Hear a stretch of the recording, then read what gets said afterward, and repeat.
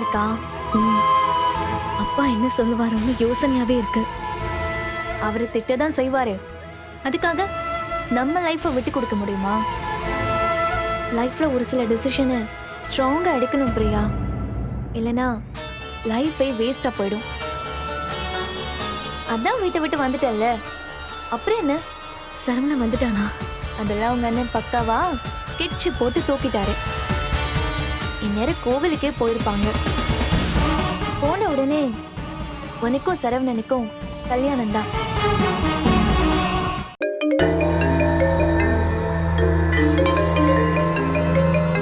யாரு போன்ல?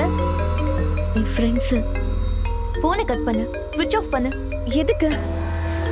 சொன்னதை செய் ஃபர்ஸ்ட்.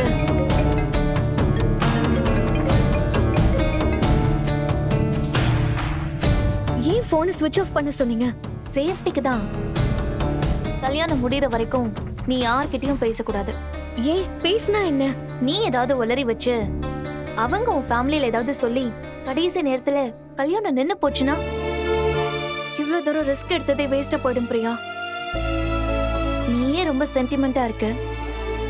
ஒருவேளை உன் ஃபேமிலியில இருந்து யாராச்சும் கால் பண்ணி உன்னை கன்வின்ஸ் பண்ணா நீயே திரும்பி கூட போயிடுவல்ல. இல்ல, நான் அப்படியெல்லாம் போக மாட்டேன்னு மட்டும் சொல்லாத. நீ செஞ்சாலும் செய்வ. லைஃப்ல யாருக்காகவும் எதை வேணும்னாலும் தியாகம் பண்ணலாம். ஆனா லவ்வ மட்டும் தியாகம் பண்ணவே கூடாது. லைஃப் லாங் ஃபீல் பண்ற மாதிரி ஆயிடும்.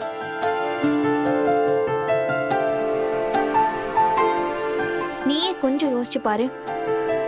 உனக்கும் அந்த சிவாவுக்கும் கல்யாணம் ஆயிருந்தா உன் நிலைமை என்ன ஆயிருக்கும்? ஆரம்பத்திலே நீ பிடிவாதமா இருந்திருந்தா அந்த கல்யாண ஏற்பாடும் நடந்திருக்காது.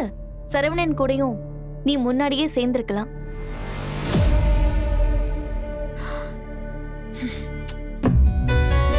பிரியா, கூலாரு. கல்யாணம் முடிஞ்ச கையோட வீட்டுக்கு வருவோம்.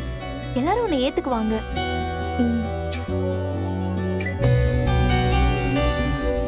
இன்னும் கொஞ்ச நேரத்துல உனக்கும் சரவணனுக்கும் கல்யாணம் நடக்க போகுது.